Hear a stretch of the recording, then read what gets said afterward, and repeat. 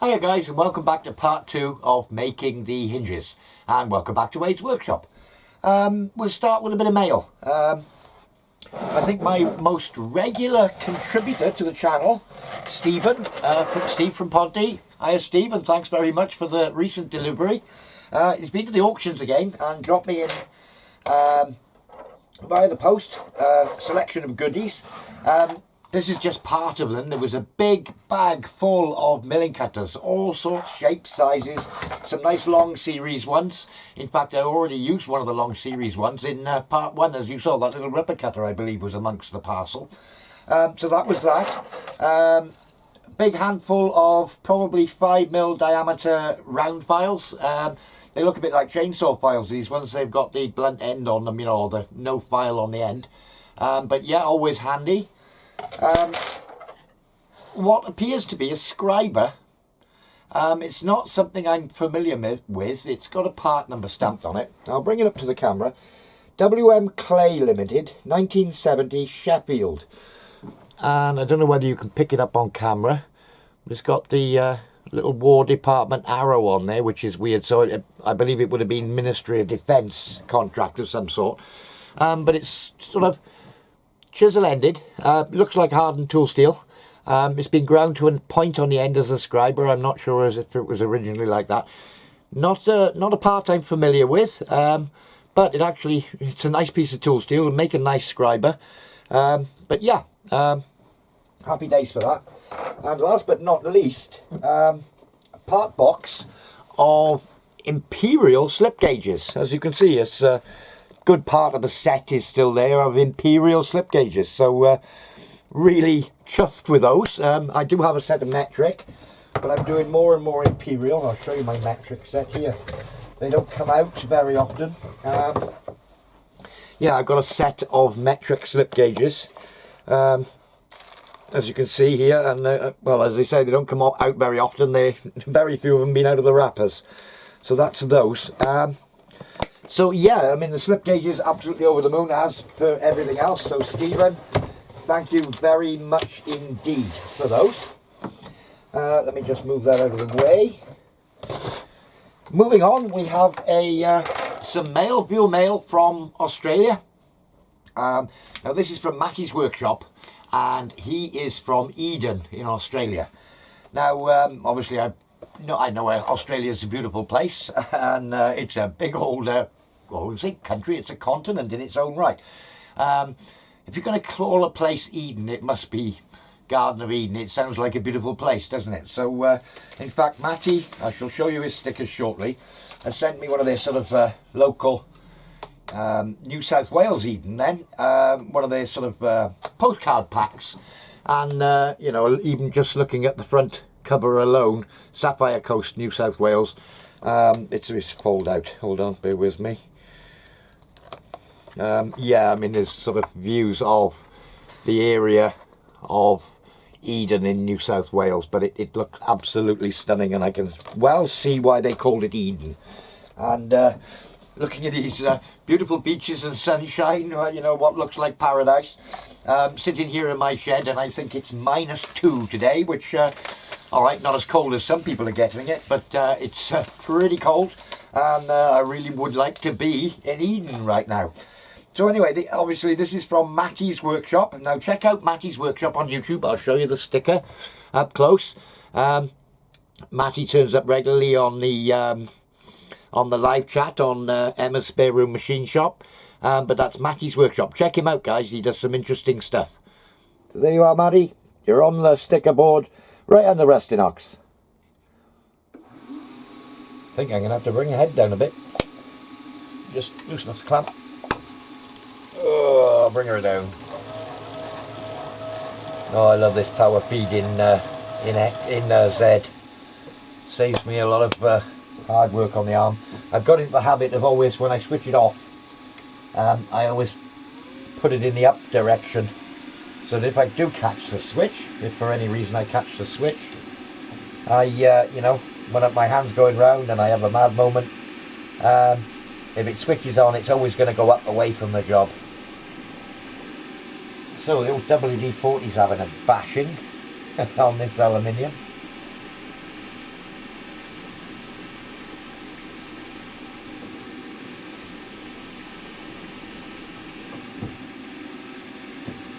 8mm hole. I can have quite a big centre drill. Okay, there's going to be a lot of up and down of the head changing between drills. I got a 6, a 7.7 and an 8mm reamer. I'm wondering whether it might be more economical my time to put the next block up, centre drill them all, and then do them as individual operations. I think that's what I'm going to do, as I've got nice datum points. So I've centre drilled all 3. I know that my quill travel isn't long enough to drill all the way down through here, and I'm going to have to be careful the amount of drill stick out I've got on this drill. Bear with me. So I'm going to want it stuck out, only holding on about that much. So, oops, that should do me. So I'm going to power drill it using the power feed on the Z axis. So let's just get a speed. What we're running at, around about 1000 RPM. So let's get a nice looking feed rate. Obviously that's too fast. Right, come down to touch, bit of WD. I think I'll drill through one, remove the swap, drill through the next, so on and so forth. Actually not much swap, so keep going.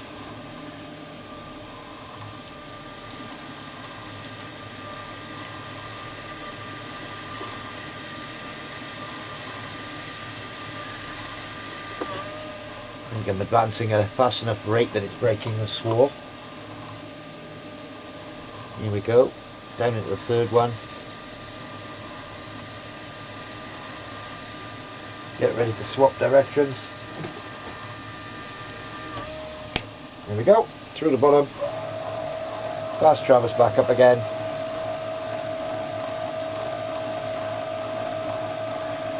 I can just let that run till it comes to the stop. In fact, that should be enough room there. And swap over to the 7.7 drill.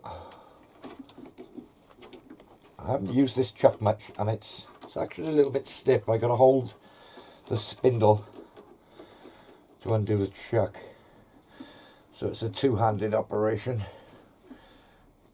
Okay, well, we had some success with that. Slow down a touch, back down. Where are we on feed?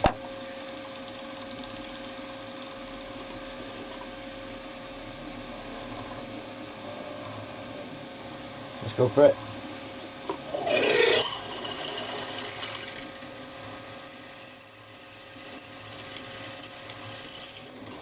Let's through the first one.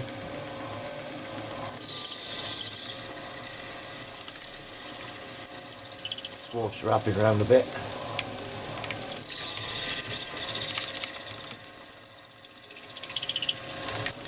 And through, swap direction, back out.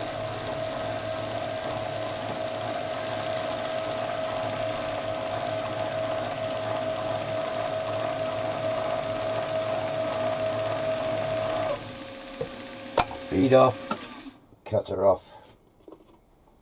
Let's get rid of that swap.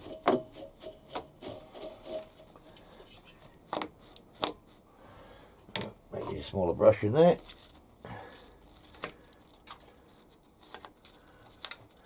I see no reason why I can't put the reamer up, do it all in one hit. Oops. 8mm reamer now. I think this goes right through till I almost hit the parallel part of the reamer to get right in.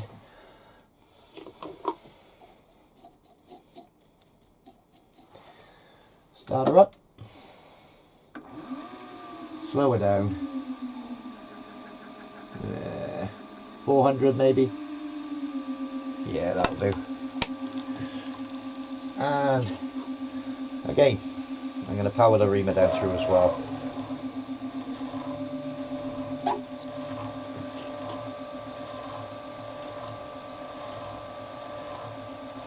keep it lubricated.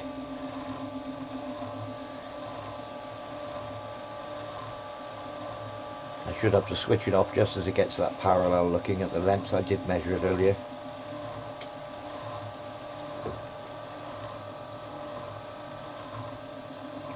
And back up again. Speed her up.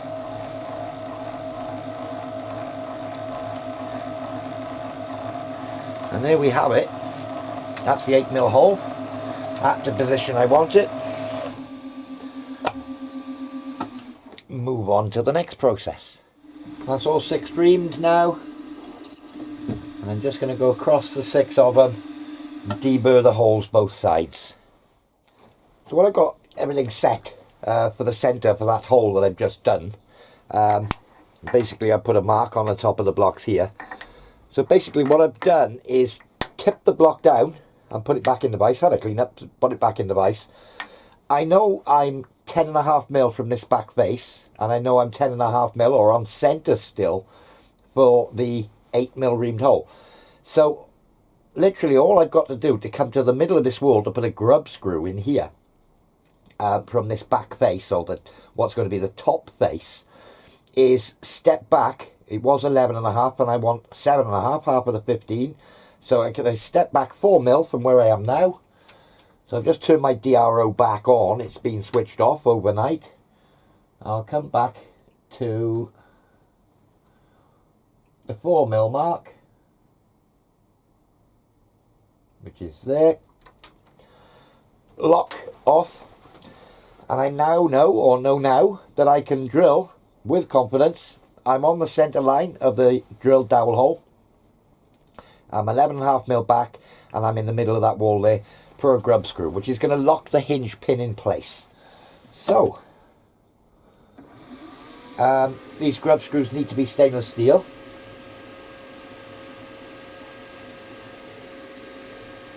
And I'm going to have a quick look at the grub screws I've got after centre drilling this, just to see what size grub screw I'm going to put in. So I got some M6 stainless grub screws, so 6mm it is, and every one of the halves of hinges is going to have a grub screw down in. I'll probably put a flat on the shaft that goes through, that the grub screw can drop into, maybe a dimple, maybe a flat. I think a flat I'll go for. And that'll lock the shaft, so the shaft isn't revolving, only the hinge straps are, but we'll show you those a little bit later, maybe in part 3. I just dropped the grub screw. I can see it in amongst the aluminium swarf. That was lucky. Right, we'll put those to one side and we'll drill and tap this whole M6. So I've just drilled all 6 on the underside.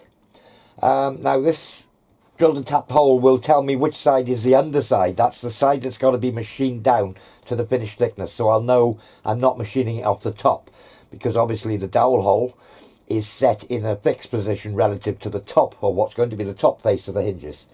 So that said, next step is going to be 5mm drill.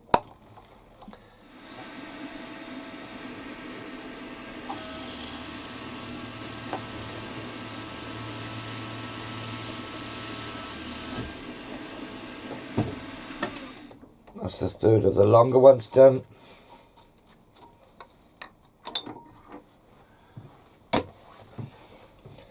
Over to the shorter ones now.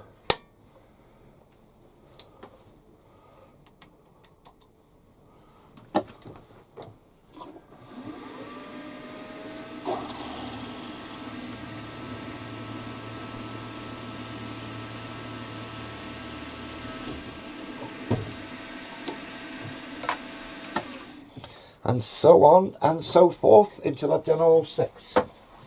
So to try and explain how this works, I got this one now. The underside is down and the hinge is going to sit underside down on this one. Something like that, with 2 stainless straps between the 2. 8mm rods passing through the 2 straps. The centres of the straps will be 23mm. And obviously there's going to be curves in here to allow this part to spin around on the buckles and close, or fully open, whichever way you want to describe it. into that position where they're actually sat at 180 degrees to each other.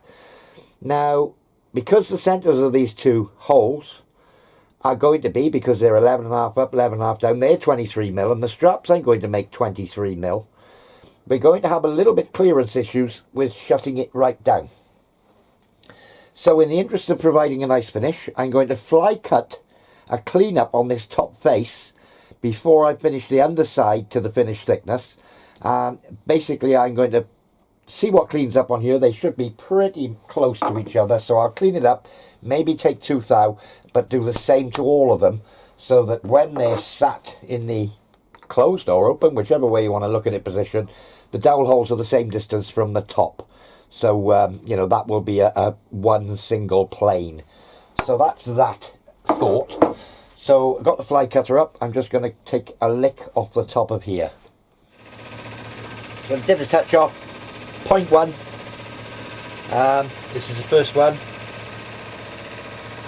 Fly cutter is just big enough in diameter without sliding the tool out anymore. Finish looks lovely. What am I running at? 900 RPM. Nice slow feed. Yeah, it's just taking 0.1. It's only taking the skin off.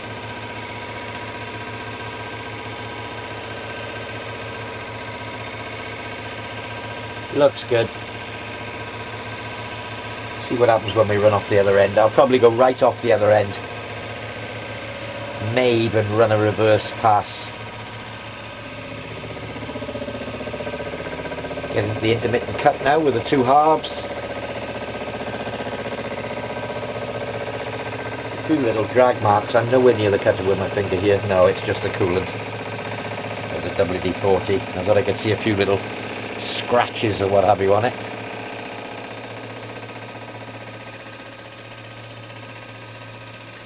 I'm going to let that run right off.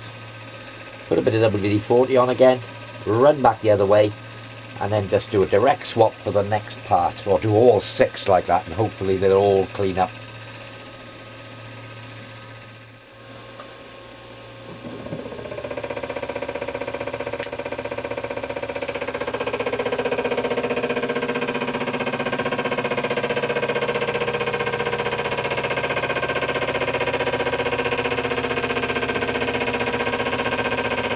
I think we'll just take a minute. I did just quickly hone the tip over with an oil stone on this fly cutter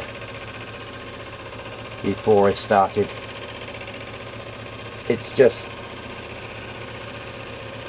It's cutting like butter, like beautifully.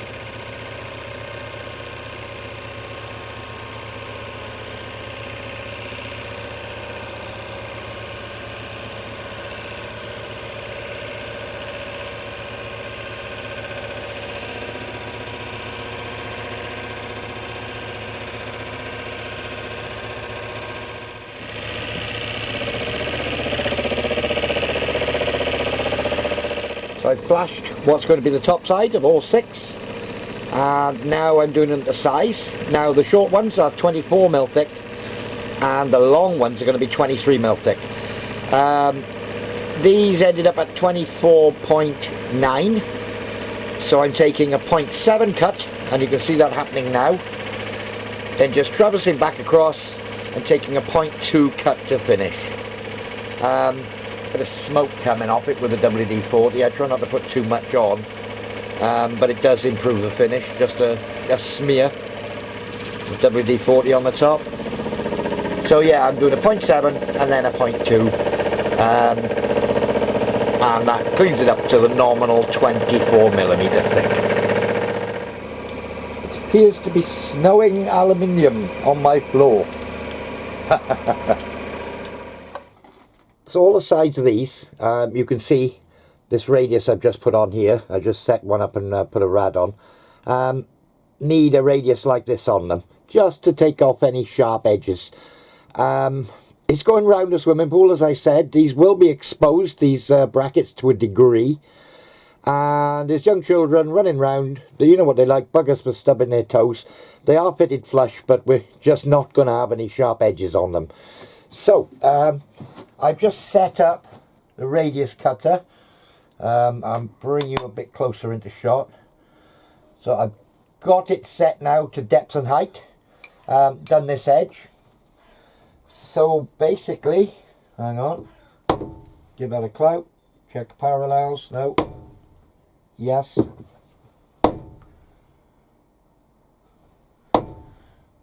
That's better.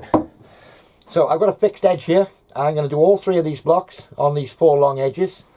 Then we'll come up with something else to do the back edges afterwards. The front edges are going to have a huge radius on them, so we're not going to bother with that. And one parallel's not quite as tight as I'd like it. Let me just bring the table out the way. I'm not sure if you could see where I am there. Yeah, you can. I can't get a proper hit. I'm underneath the headstock there. Now she's tight. Right, so what am I running at? 1300 RPM with this little rad cutter. I'm not going the full rad. I don't want to get that close to it. Somewhere near. Bit of WD along the edge. Just let that run its course. I run back and forth. Whack the rad on, it's done. One cut, boom, back, come back again, do the next one, flick it over, do the next one. So these 3 obviously will be at a different setting to the long ones because they're a different height. So I can do the 4 long edges on these 3 short ones, and then do the 4 long edges on the others. So I've done all the long faces. I kept the datum for that while I've done the long faces on the 3 short ones. I've kept the datum over there, I've set it on the DRO, and I've just set up, did one, gradually crept up on it until it was correct, and now I'm just doing the rads on the end of these blocks. I could have, well, they won't fit in the vice long waist, so it's just a simple end stop, 1, 2, 3 block, clamped on the table like a vice stop. So final operation on the little rads on the outside of this. Up against the stop again, got the block upright this time. Yeah, this is the last one of the pack. So I set the first one, and they're all the same.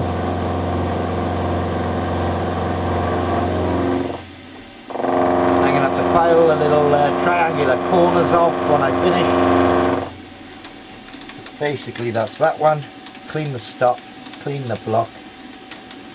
Don't even need to stop the cutter for this, I'm well out of the way. Just make sure there's no burrs or lumps of anything in the way there. Stop is clean, up to the stop.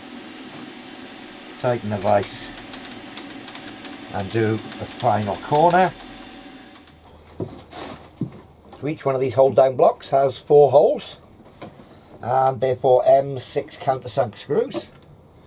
So we've got a datum position from this corner, a 15mm in and 38, and then step across to 75, across to 50mm in and back to the 38. So yeah, just a 4-hole pattern, straightforward enough. So I'm going to go around all the blocks. Obviously the bolt centers are slightly different on the long ones, but exactly the same principle. So I drilled all the holes, and I've set up the first block. This is the second one for countersinking. Basically straight in with a big countersinking bit. I've set a fixed stop on my quill.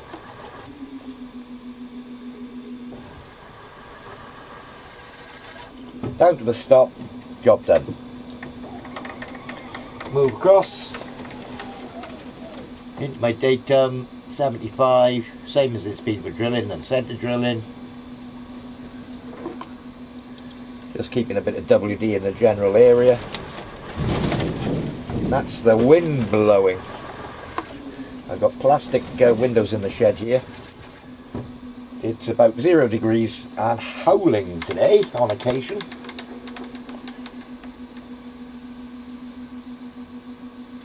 There we are, that's the third one. Taking it nice and easy. What's my cutter's running at 350 RPM. I think that's depth, yeah. just hand feeding this around the four corners into my final size here, 38. That's it.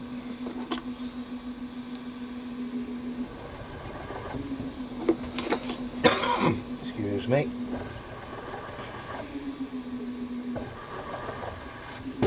There we go. Do that to all 6 now. That's the second one of the lot. So I've just put the rotary table on and squared it up. These blocks have to have a full radius around the end of here. Obviously this block, I think is the 24mm one, is going to be a full radius of, well, the radius will be 12mm. I haven't got a rad cutter to lay it on its side, do that side, do that side. The longer blocks, let me just grab one, sit in a fixed position. They won't need a radius on the bottom, they'll just need one on the top. So a 90-degree radius, full radius. And again, I think this one is 23. One of them's 23, one of them's 24mm, not to worry which. Obviously it'd be a smaller radius on the thinner block. I'll probably stick with the same radius, the larger radius on both anyway, whichever's the larger. Right, so I set it up, I got my coaxial up, or I had it up in the chuck here, and picked up the middle of, or the dead centre of the rotary table, and locked X and Y, so that's fixed for the time being. And then swapped over, and I've put an 8mm dowel pin, which fits in that reamed hole in there.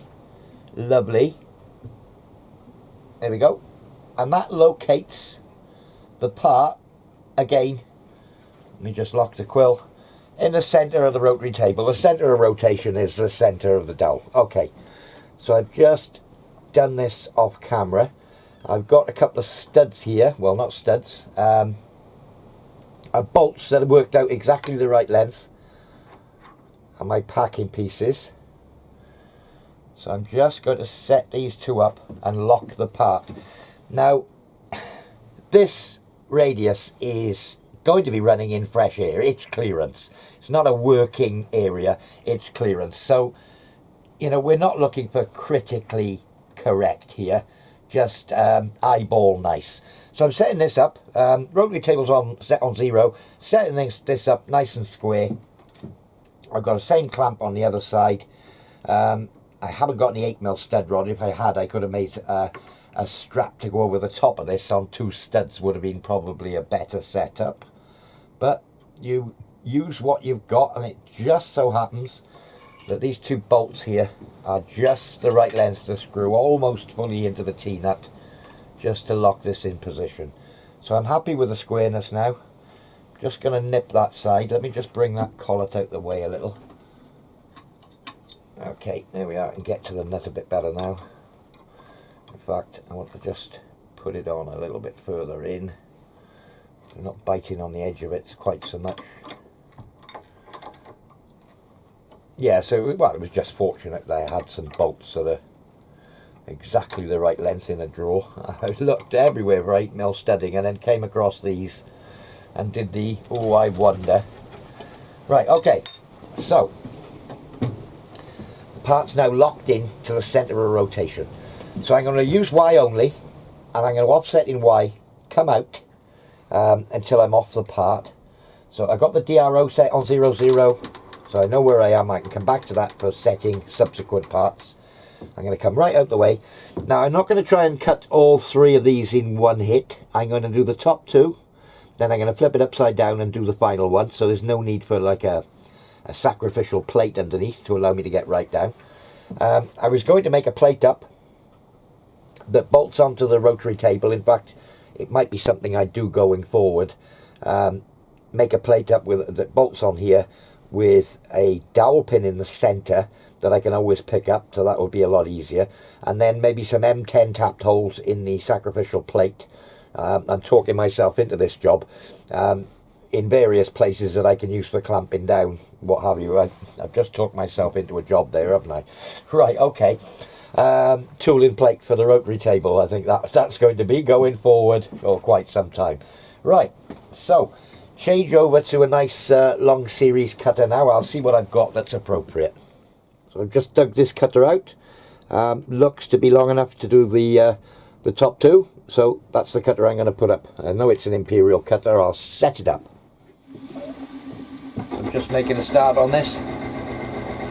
I've just wiped it with a bit of WD-40, taking 1/2 mil cuts. I think I can increase on RPM a bit. I started on 500 just to give it a fighting chance.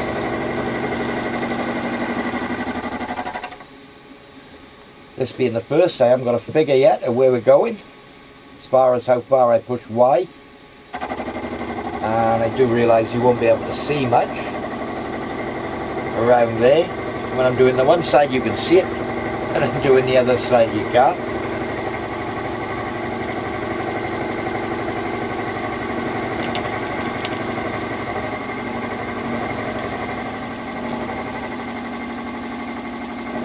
Let a bit of WD-40 run down the cutter.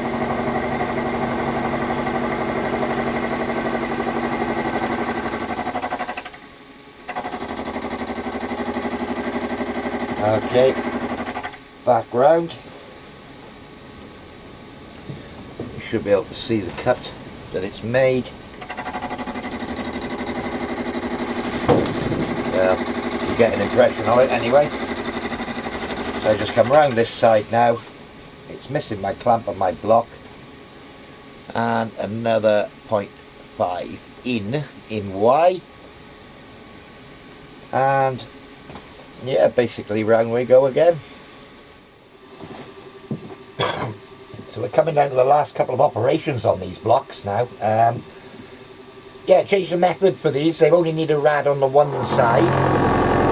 And it just turned out that I had a radius cutter of an appropriate size to do the job. So yeah, just taking it gently. It's a fairly large spinning diameter on this. You can see the rad is coming into shape now. It does work a lot better on the climb pass than it does on the conventional cutting.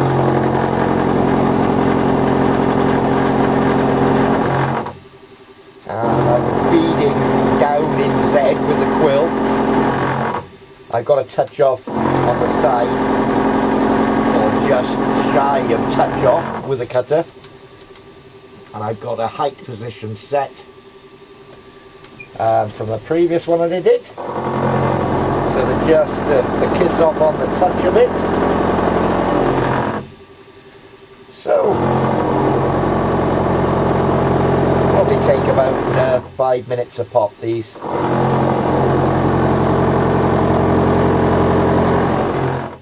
So last cut.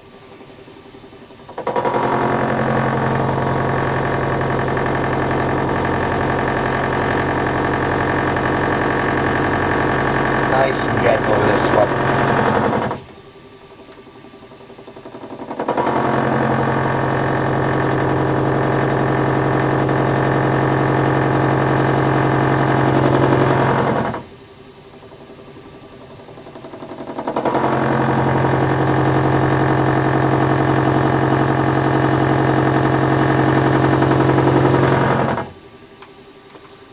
Just going to run back across the surface with no cut.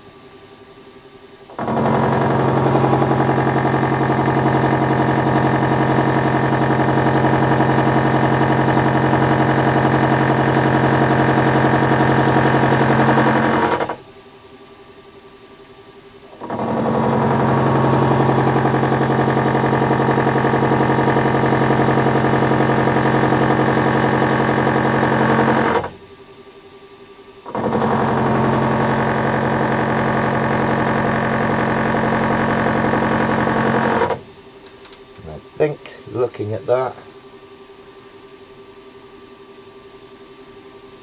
we're going to leave it alone.